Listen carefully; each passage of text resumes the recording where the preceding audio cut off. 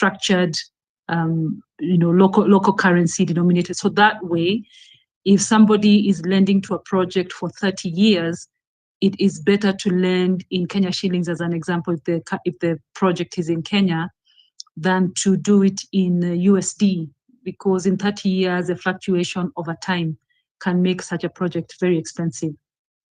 So just to correct that notion, PPPs are not just by foreigners.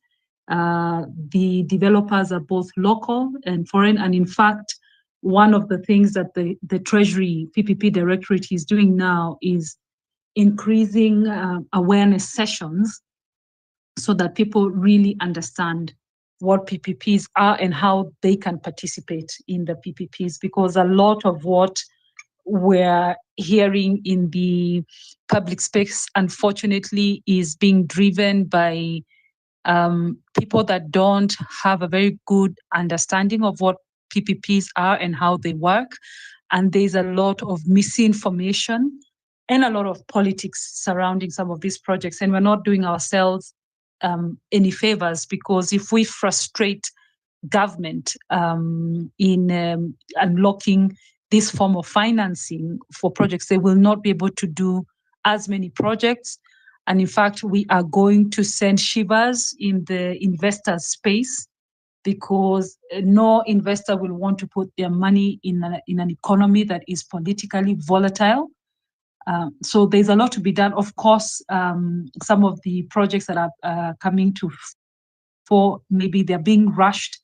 They're not being given enough time for public participation. It could just be it is the pressure that government is giving. And if you start allowing for public participation, 6 months, 8 months, it's 1 year gone, there's quite a lot of pressure. But there's a lot of education that's needed around public-private partnerships in order, for us to see more local investors and local consultants and developers getting involved in PPPs.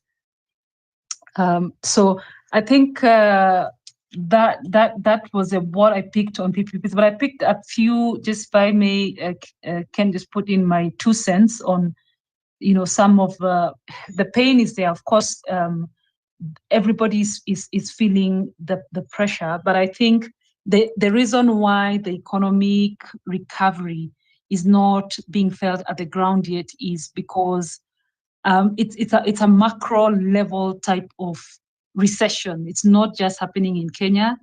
The economic recovery is very slow because it's a global recession. However, there's a lot of work that has actually been done in the last 2 years, I would say, in terms of putting frameworks in place, stabilizing the currency. The IMF facility that we got really helped in stabilizing the economy. That helped us also just to reassure that we're able to pay the euro bond. That calmed the markets a lot. However, there's still a lot more that needs to be done to support government with funding, because that's why we see even the local banks doing the best to lend to government at the moment. And in fact, most of commercial borrowers are pretty high risk at the moment, just because of the state of the economy. Business models have completely fallen apart. We have the highest case of non-performing loans that are owed to government, to banks by large businesses. So it's almost like we are in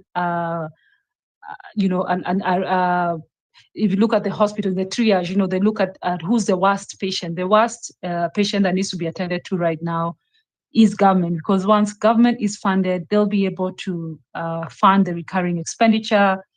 They'll be able to pay off huge pending bills that are owed to businesses today. A lot of businesses are at their knees, have sent people home, are unable to pay salaries, etc., because government owes them a huge amount of money. If government can be funded to pay off those pending bills, they will unlock the businesses. People will start working again, and they will unlock the small and micro businesses who are the suppliers of the big businesses.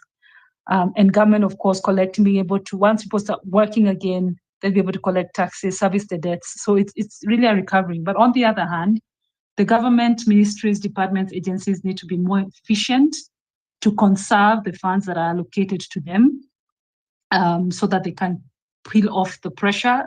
We still see, as you say, someone has said, we're seeing brand new cars, cars that we've never seen. We see stories of people living in Nairobi, landing choppers at their house. Like, that's just ridiculous. If you live in the city, where the hell do you need to land a chopper? Travel around the city in a chopper. Those are some of the non-common sense things that we are doing in an economy that needs to be going through recovery.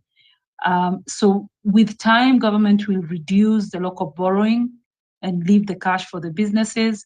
But also the businesses need to be a bit more optimistic, in my view, and adopt an abundance mindset. They need to trust and support this government, because there's no other government. If we close Kenya, I do not think we'll be received with warm hands in other countries. They are also having their own struggles.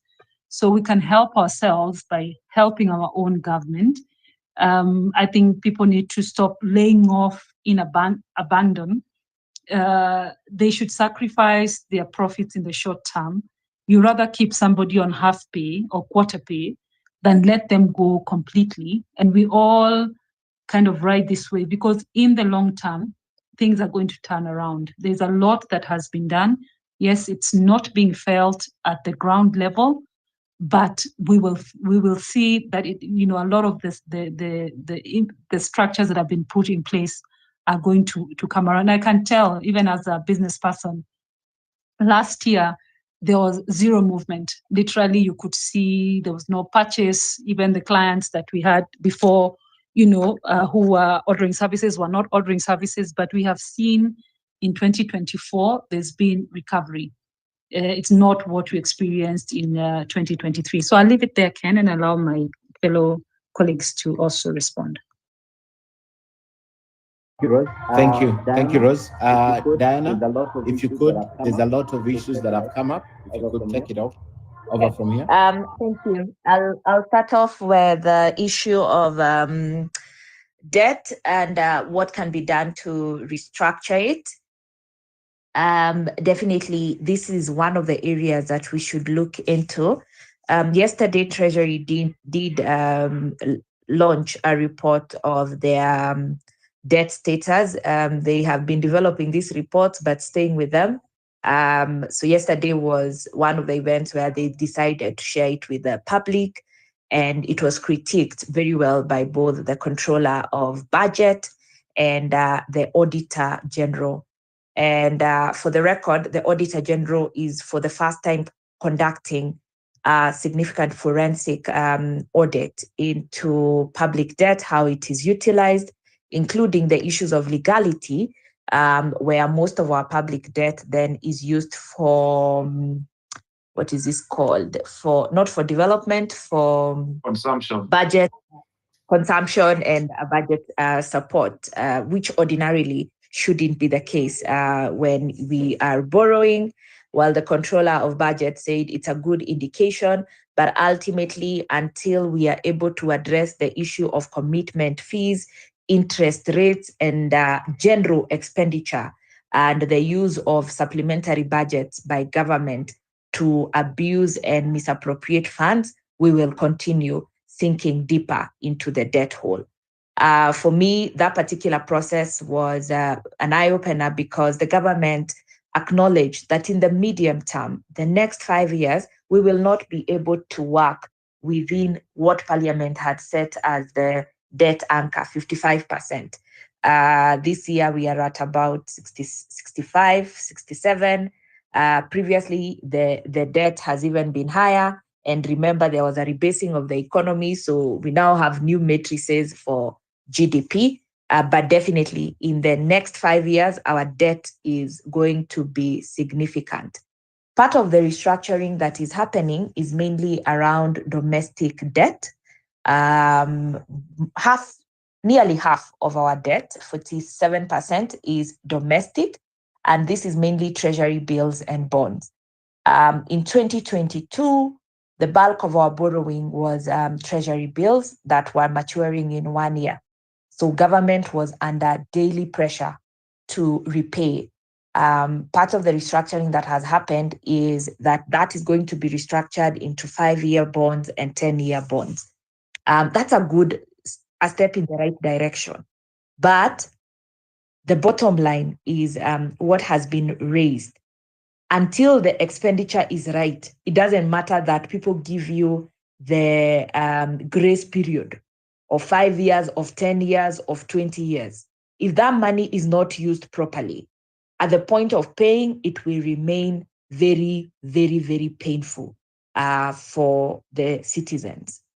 Now, let me move to the economy. At the macro level, then there are all these reports that our inflation has gone down.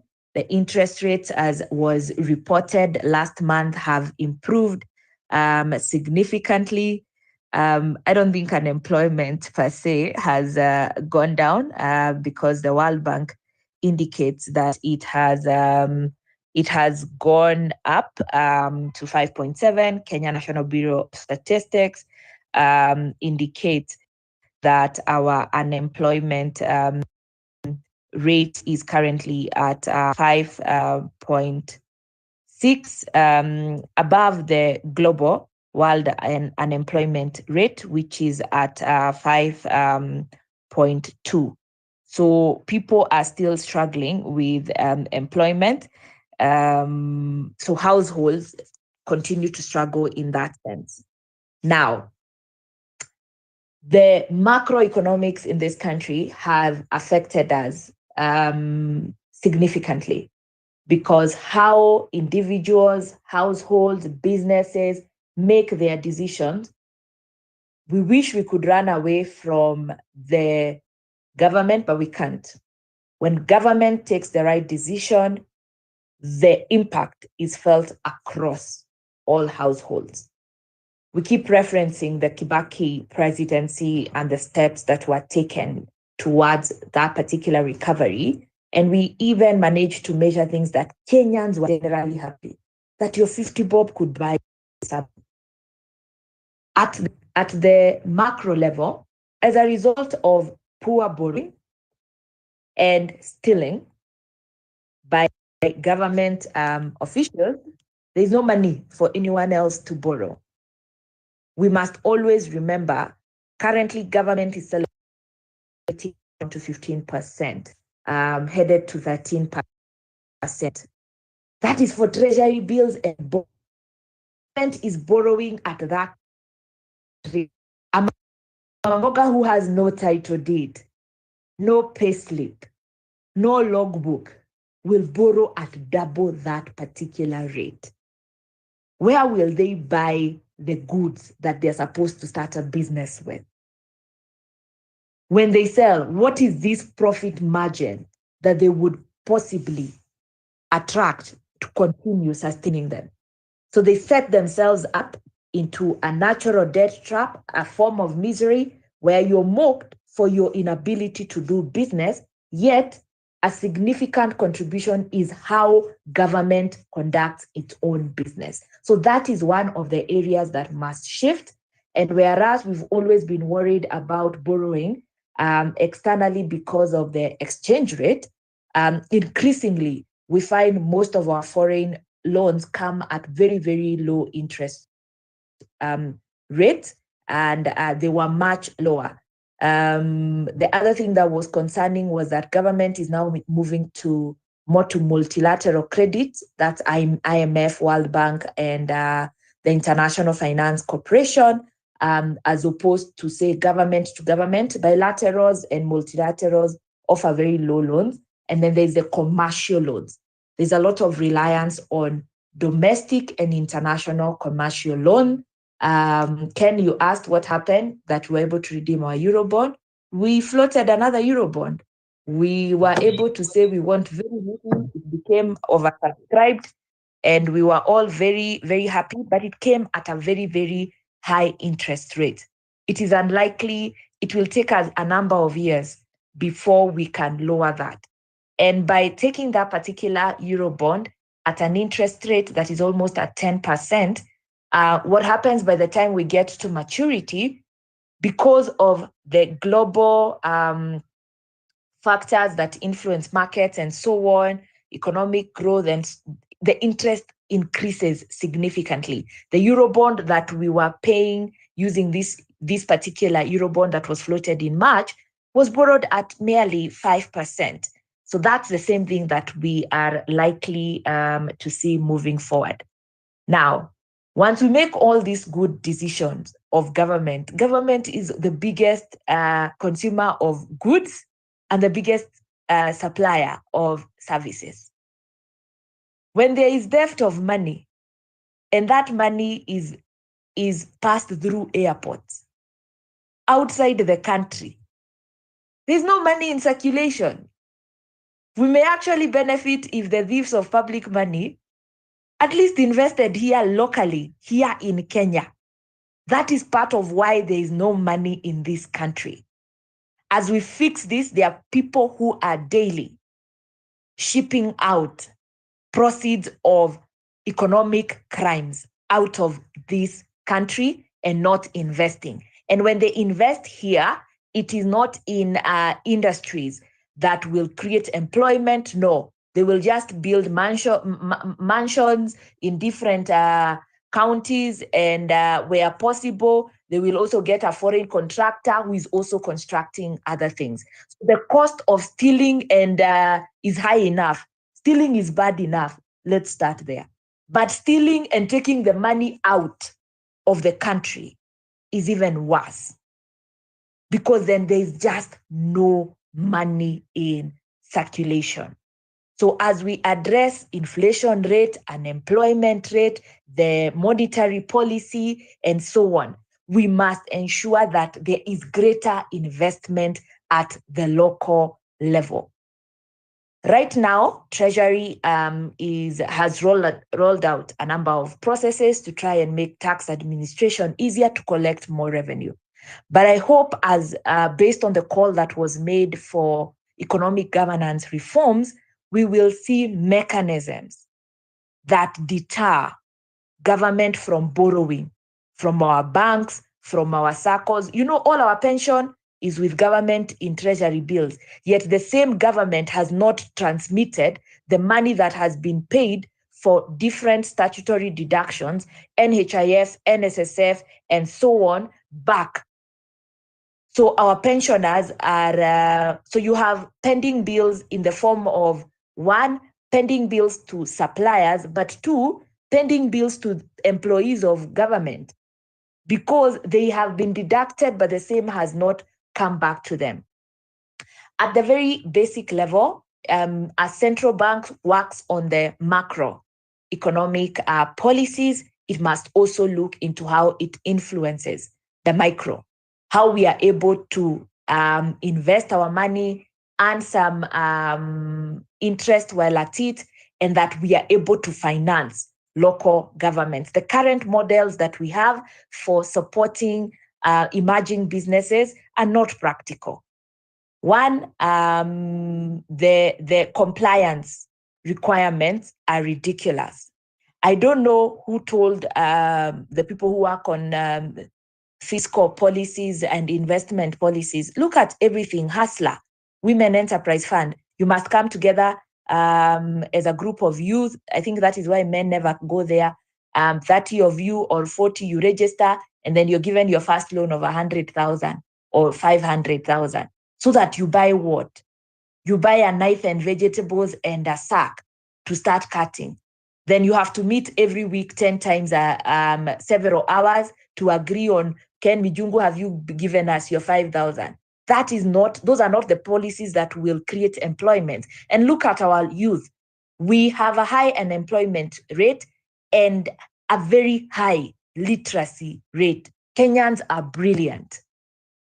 So we get very, very impatient, and government cannot afford the luxury of wasting resources, of wasting investment at the expense of Kenyans. It will not be possible for producers to keep Kenyans on half a salary when government is being extravagant. Nothing has happened to show, other than the recent policy around travel of civil servants.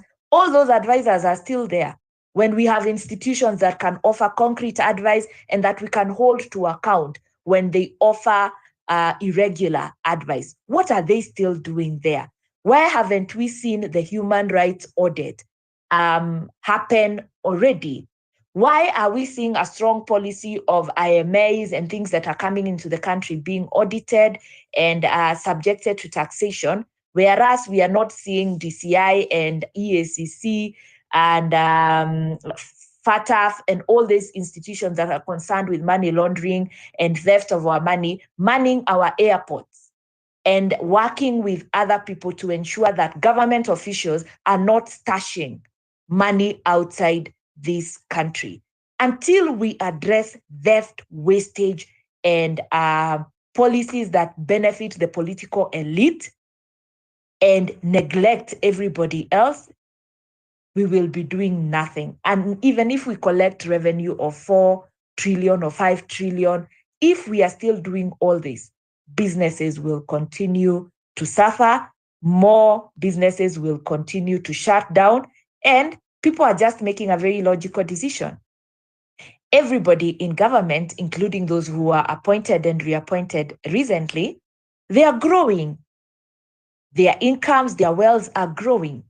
Whereas businesses that had capitals in Kenya, had manufacturing plants, distribution plants in Kenya, were seeing a recession in their profits. They look around, they don't even jump far.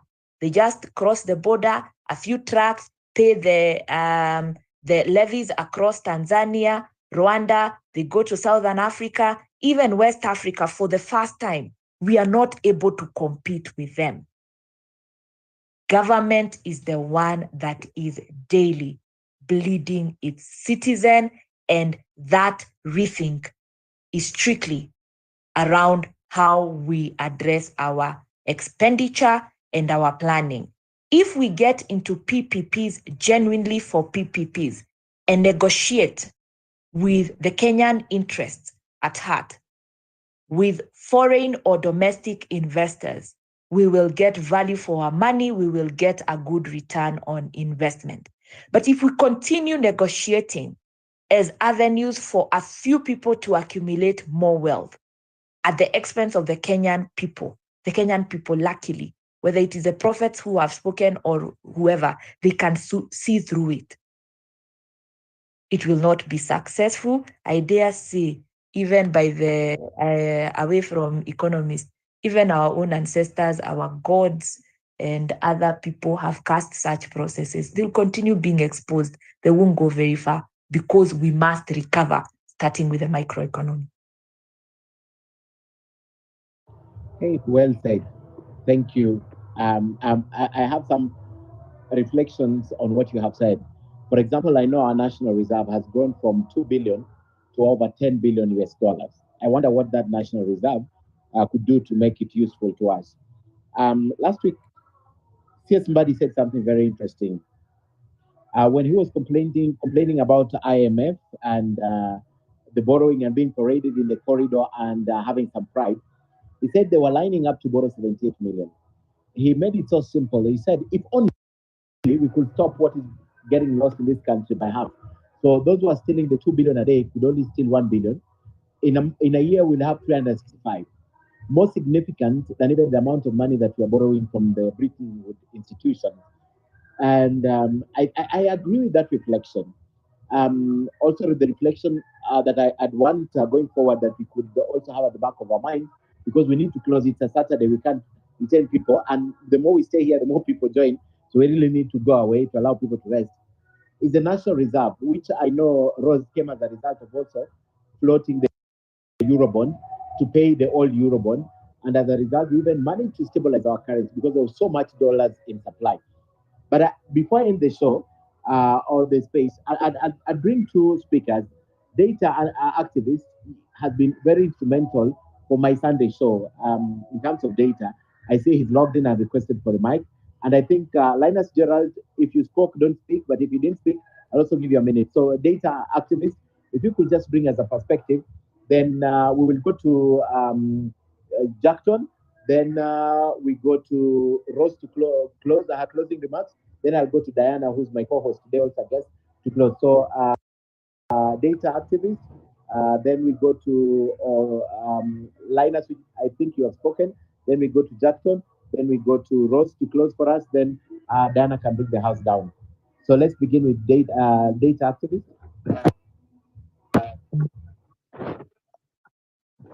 Thank you, Ken. Um, I like the conversation, and I have a few things I would like to contribute. In terms of the public debt, there are a few places I think we are falling short, and why one of the reasons why we have the debt being where it is. One is that we constantly are reminded of the wage bill, be it by the control of budget, auditor general, um, and even by the IMF when we are borrowing. So that needs to be put in check.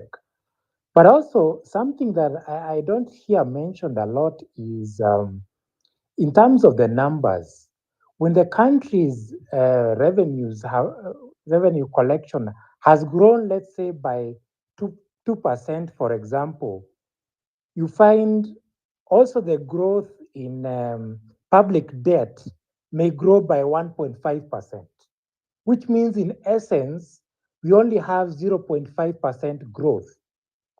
Yeah.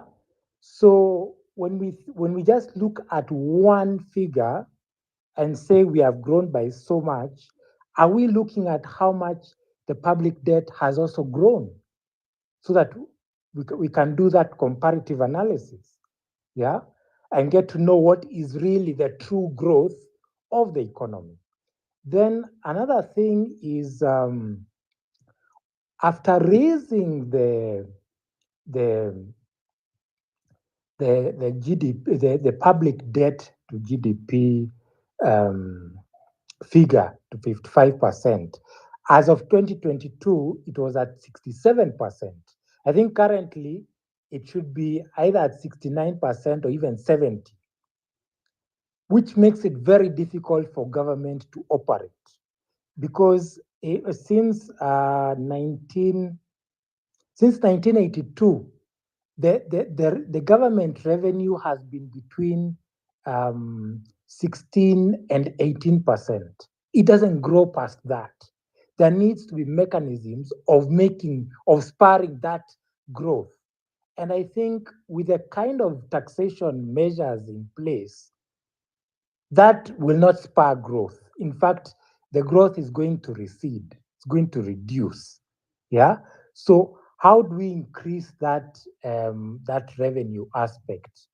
Because the main challenge is increasing that revenue while managing that revenue when it's collected, and then reducing the public debt if we need it at all. Because I believe, do we necessarily need it? We don't necessarily need it, because even when we get it, do we see what it has done?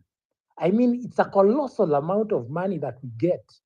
But at the end of the day, if that money was really pumped into this economy, the revenues that we would be collecting would reflect. We would be able to see it. Yeah. And as Diana, you rightly put it, there is no money in the economy. So where is that money that we are borrowing? Where is it going? Yeah. Where is it going? Those checks and balances need to be there. Yeah. Then another thing is when we are getting this public debt, one of the matrices one of the metrics that should be used to check that debt is the poverty rate, because currently we are 39.8%, and previously we were 38.6%. It has grown by 1.2%. And what that means is, for example, the people who are food poor have increased by almost 1 million, yeah, over a very short period. So this contributes a lot to what is happening now. And that's why you're finding the businesses are closing, because those people who are now poor and weren't before can't afford anything. Yeah. And then if you look at, even you look at the reports from the Bureau of Statistics, the number of counties where people spend more money on food than on non-food items, you can't really convince.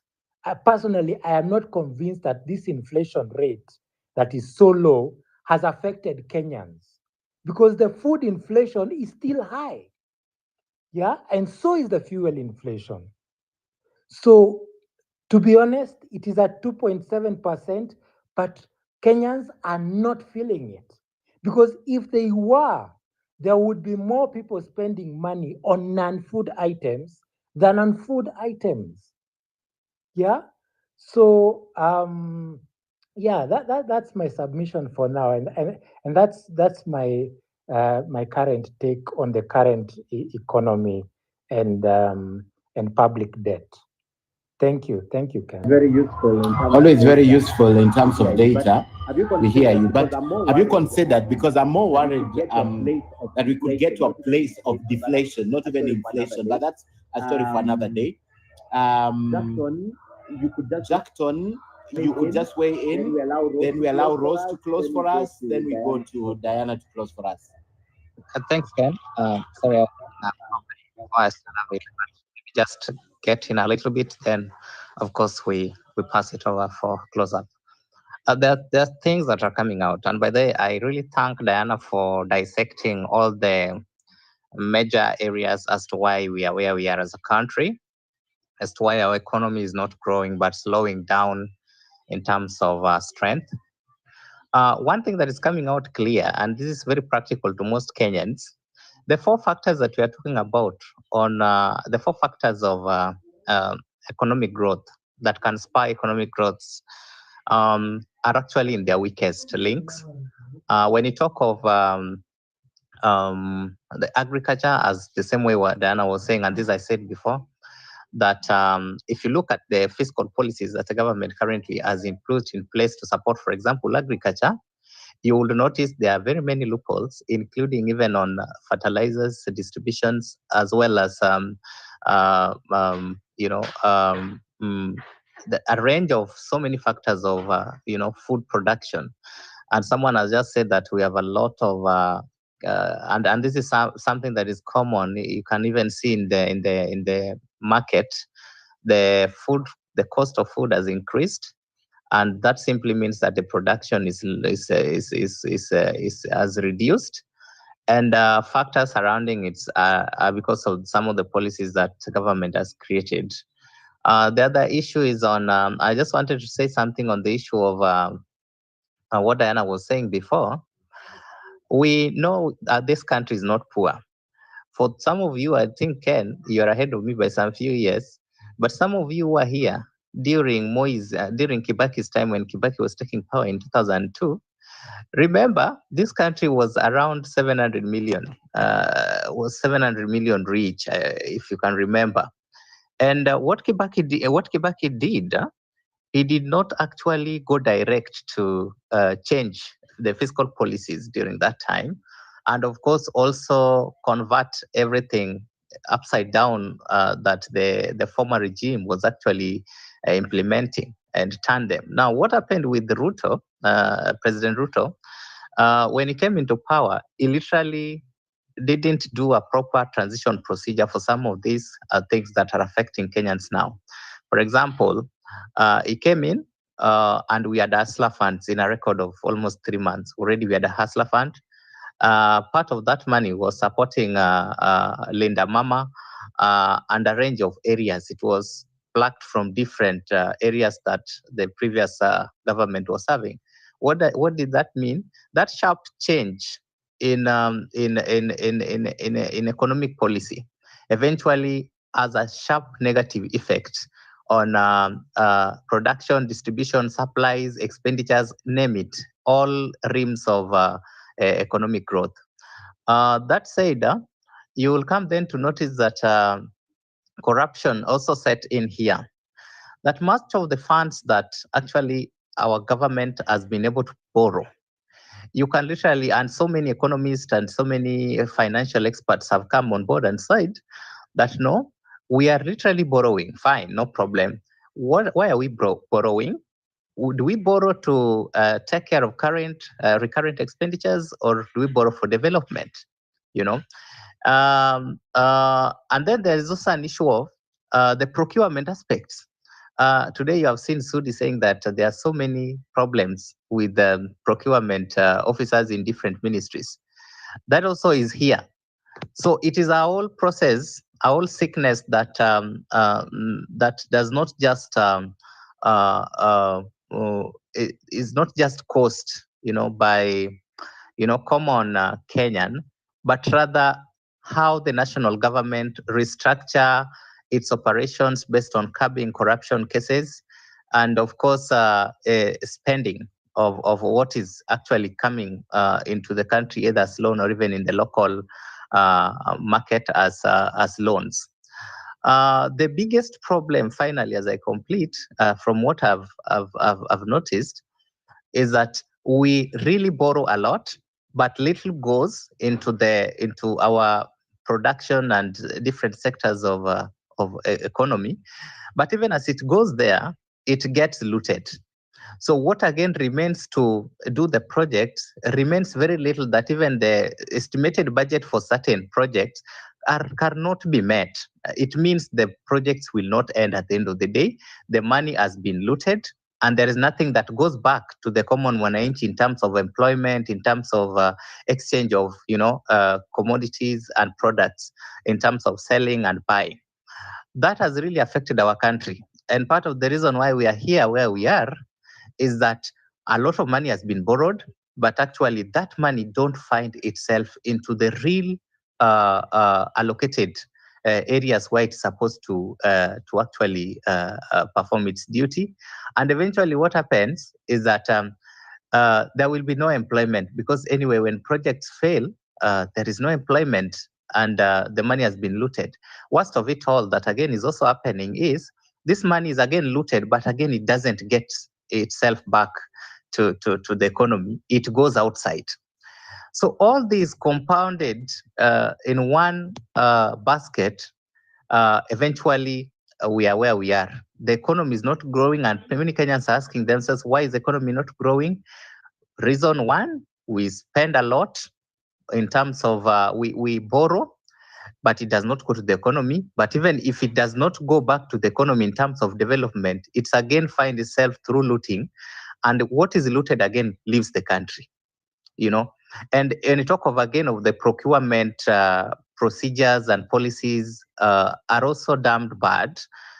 Looking at what even Sudi is in this government, looking at what even was claiming today, it is true that many Kenyans don't get these tenders. And at the end of the day, again, that money is looted by very few people. It gets. So our common problem is on how do we spend, not even how do we borrow. We borrow, and we are international lenders or even local lenders are gracious enough to borrow the government. But how it is spent in between, the money eventually disappears into the spaces of the economy. Thanks so much, Mijungu. And I wish to give it back to Rose. Thank you, Jackson. You've been very, very helpful Rose, then tonight. we can have Dana. Rose, then we can have Dana. Okay, thank you. Yeah, so my parting shots, I'll speak generally and specific to capital projects, which is my space. Generally, I've got 3 areas that I believe need to be given attention. The first one is government really must pay pending bills. A lot of businesses are on their knees or, beyond ICU, as people are putting it here. They cannot continue to transact because they are owed so much money, they don't have working capital.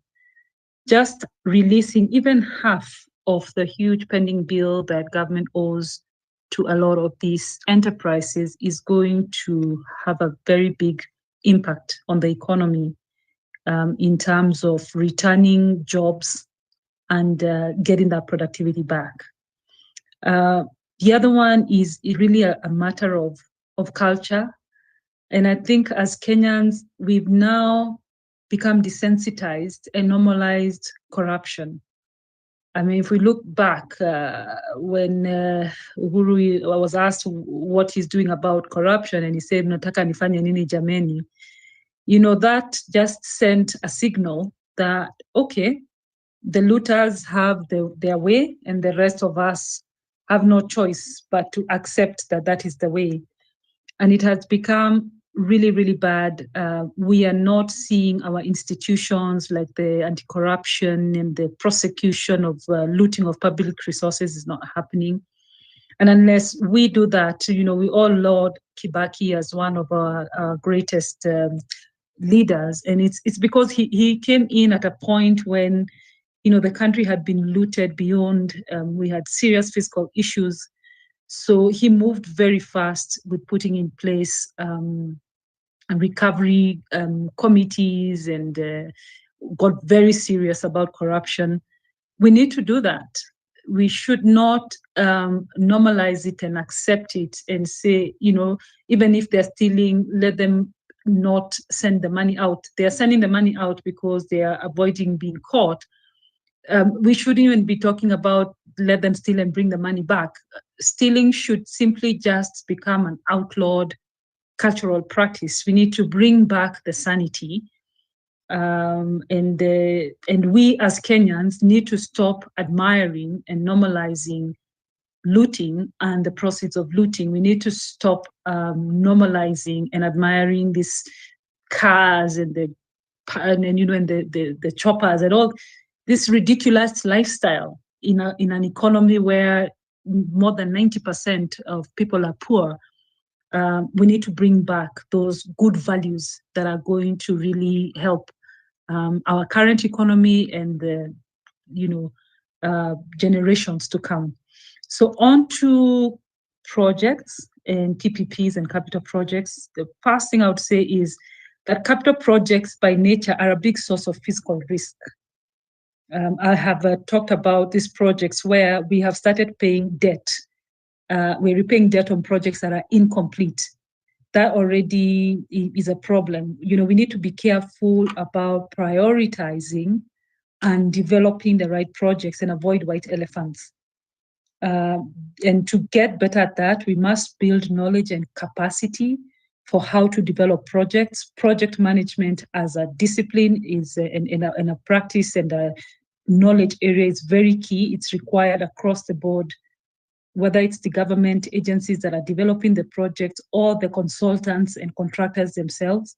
We need to get better at completing projects on time so that we can reap the benefits for which these projects were invested. And we need to structure the correct financing. We shouldn't just borrow the easiest low-hanging fruit kind of loan without really thinking about the issues that Dana raised on what is the cost of this money that we're borrowing. On PPPs, it's a new space, yes. We have a very robust PPP Act. Regulations are underway. We need to follow the procedures, not try to shortcut just because there's pressure. Some of these PPP projects, if they're not well structured or well negotiated, cancelling a PPP project has a very big legal liability, which can cost the company a great deal. I mean, we saw the amount of money we were paying per day to Lake Turkana Wind Power when we were waiting for a whole year for Kitraco to connect the line. So it's very important that the PPP procedures are followed, and we need to be transparent and prioritize the right projects so that we don't put more fiscal liability on our country in the long run. We also need to create bankable projects. In other words, projects that are attractive to be funded so that we can encourage investors, both local and international, to get into the projects. And lastly, I would say Yes, we are a vibrant and growing democracy, but in my view, there's a little bit too much political noise, which is creating shivers in investors, and so our market is not attractive to investors right now.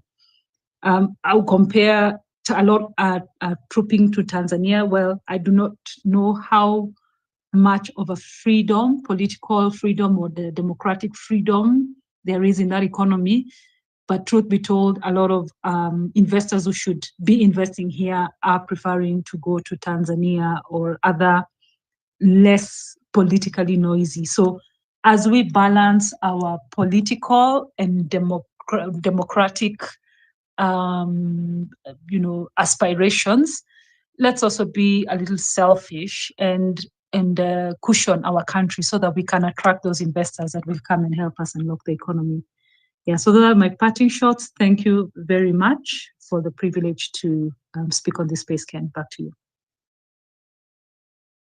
Thank you, Rose, and I really, really appreciate. I want to hold a conversation on KTN. That's where I work this week on PPPs. I will definitely be calling you. I see if we can sit down because Kenyans really need to know and learn about PPPs. And I just learned the other day from Chris, who's the in charge of PPPs. This is not a new phenomenon. They've been here. It's just that suddenly people are coming to know about them, and it's a huge hullabaloo about everything. So I'll call you. We see if we can sit this week on Wednesday or whichever day that we can talk about PPPs. Having said that, Diana, 2 hours flew so fast. It's unbelievable. We have 4 minutes to make it 2 hours exactly since we began this conversation. So just to end this for us in the shortest way possible. We'll have another opportunity to talk about it. Thank you. I think first is to say that we are seeing something shifting in Treasury.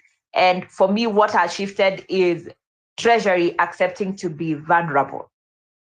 There has been a lot of chest dumping previously in Treasury.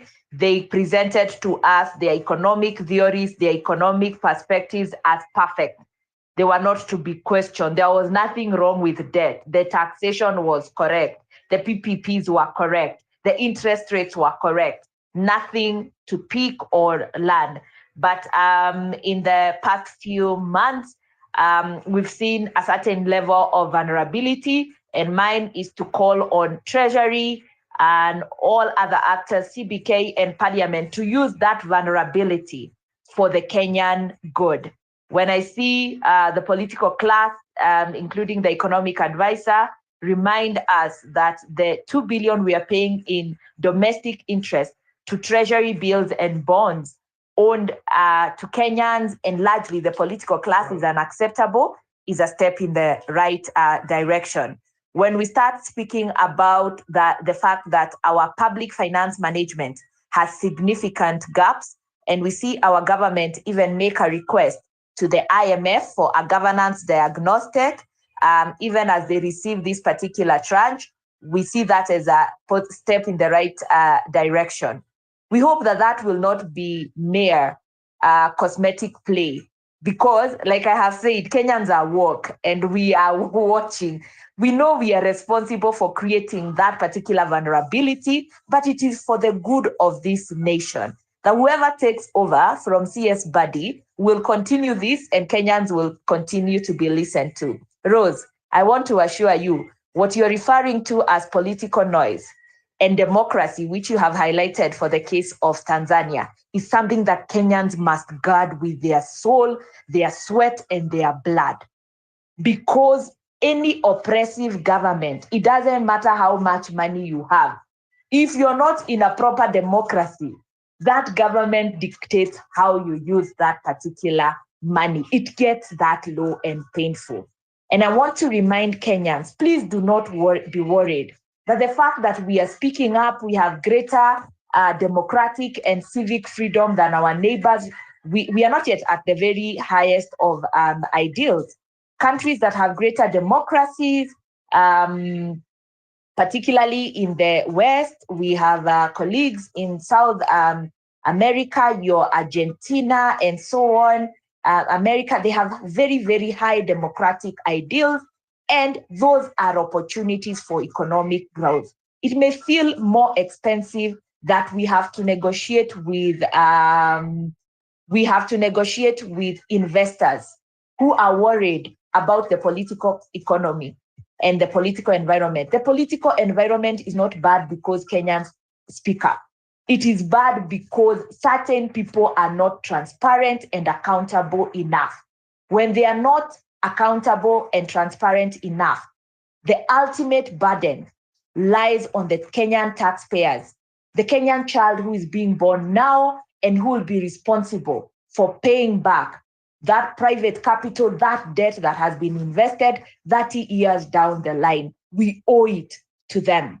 Our grandparents fought for independence. It was a different form of democracy. Speaking up should not be costly. Accountability and transparency would favor the current environment. And if investors out there thought they're coming to invest in a dictatorship, Kenyans continue to remind them that that is not the way. Finally, in the space of agriculture, let us not see our strongest area of production. Can we currently have an increase in our foreign reserves in terms of dollar because of our agricultural production this year? The net increase in our agricultural exports has strengthened our foreign currency reserves to the highest it has been in a long time. It therefore means that is a sector that we must see as a foundation for a strong economy, both at micro and macro level, not a space to raid, overregulate, overtax, and so on. The ongoing close to 20 legislation on agriculture to regulate is completely off.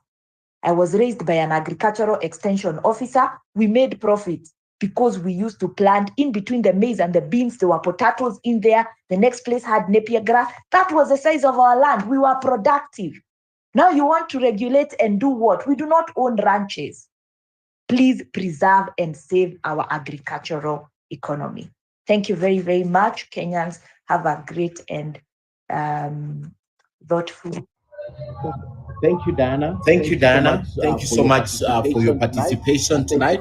And thank you for your insight. Need I say more? Need I belabor more on what we discussed? I just want to say this is an open conversation that will not end today. I mean, the conversation about our country, about our economy, about our governance, about our politics is not something we can discuss in a single discussion. But I've deliberately opened this space because it improves our outreach, it improves the conversation we have, especially the need to have more people participate in the programs that we do. That's why increasingly I'm opening these places, because if you can't get me on television, then you have to get me on Twitter. You have to get me somewhere and participate. So thank you so much, Diana, for coming tonight and sharing. You're always a resource, very valuable, very valid. Also on my shows on KTN. Thank you so much. Rose Karano, I will be calling you Gerald Asante Sana, Jackson Asante Sana, data activists, and everyone who joined today in the numbers. Thank you so much for joining and facilitating this discussion. And just by participating, by listening, it's important, because I always say the more we talk as a country, the better for us, because Kenya is, we are Kenya and Kenya is our business. Good people, have a good night. Tomorrow I'll be having another discussion on Twitter Space at 8. You find time, you can join, but it's my regular day for Twitter Space. Today I just decided to have an extra because I couldn't combine the two topics, but I want to appreciate each and every one of you for coming and sharing your perspective. Let's do this again, ladies and gentlemen, whenever you can. We can. Have a good night and God bless.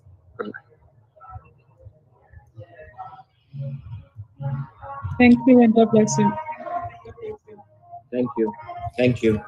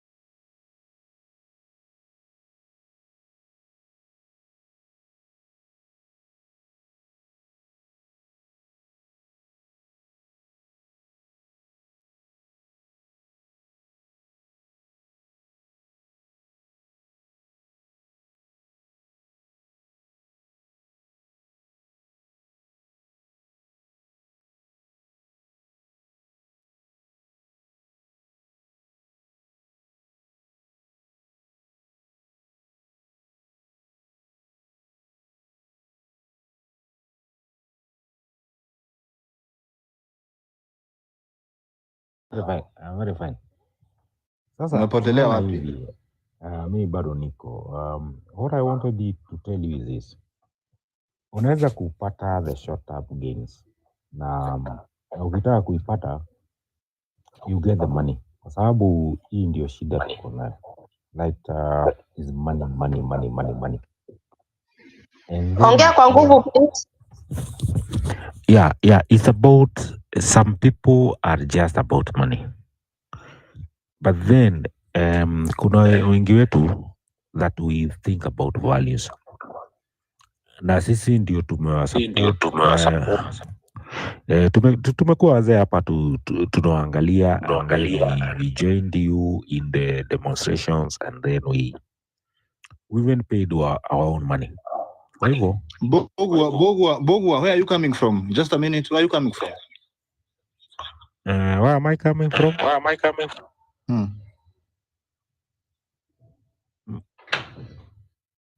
I don't Have I engaged know. you before? Have I engaged you before? Yes, you have. With a different name. With a different number.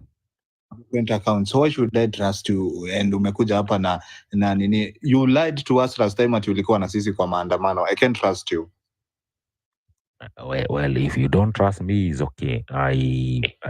You are okay not to trust me, but maybe you can hear me out. Sometimes,